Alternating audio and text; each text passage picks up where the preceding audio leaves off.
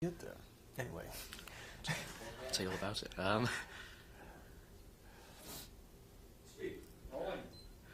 Okay, what made you want to make the movie?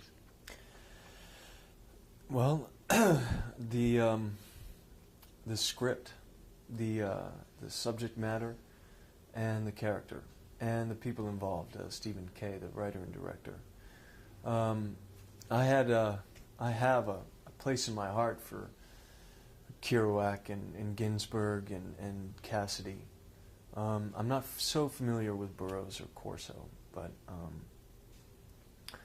so as a kid I'd read Dharma Bums and On the Road, and they had a real influence on my days, trying to the adventurous aspect of just going.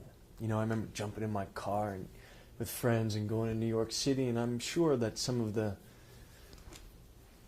from those books were pushing me out there, and so when Stephen told me that the subject matter of the script, I was like, yeah, I'd love to read it, and I just loved his script. The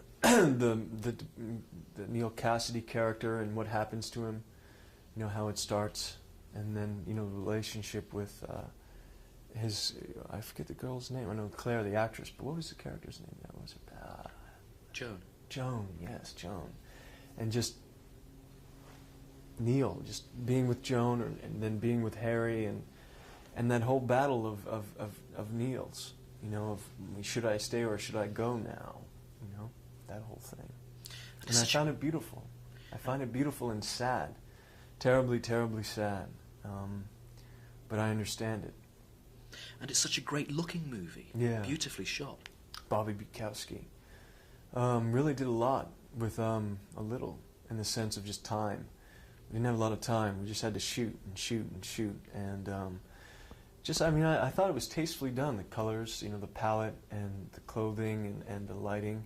Especially I really enjoyed acting the stuff that I did in the bar with Thomas Jane, who plays Neal. Just those close-ups and the smoke and the hard light and the shadows. And great atmosphere. Smells, atmosphere. You really feel the bar and smell it, and just, I thought it was great.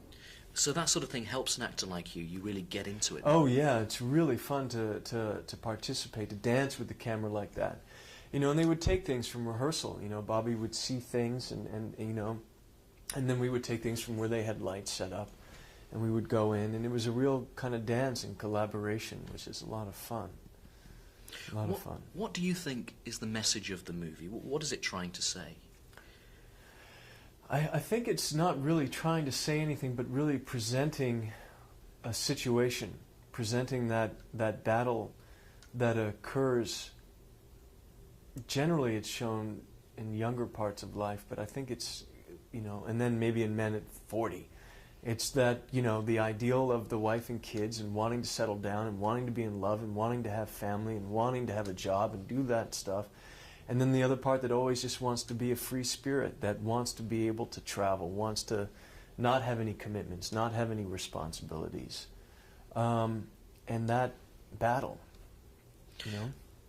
Your role, do you feel it really is the linchpin role in the movie? Because without him, without your character, there wouldn't have been the main character, the lead role. I think I'm really I'm the mirror that shows a reflection to Neal, and shows and really says specifically what is going on in Neal. Why are we watching this guy who's like, like this, and hey, and I'm trying to do the thing, and I work at the tires, and I got the girl, and she's committing suicide, and I don't want to be at the hospital. I love her, but I won't commit.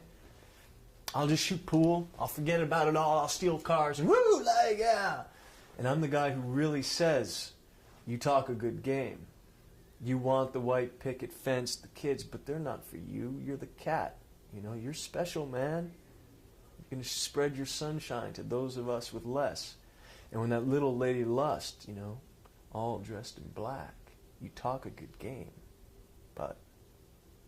And I'm the reflection that shows Neal who he really is.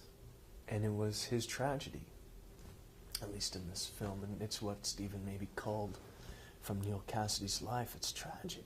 because he wanted the other thing, but he was also so beautiful burning. It's romantic, and it appeals to people.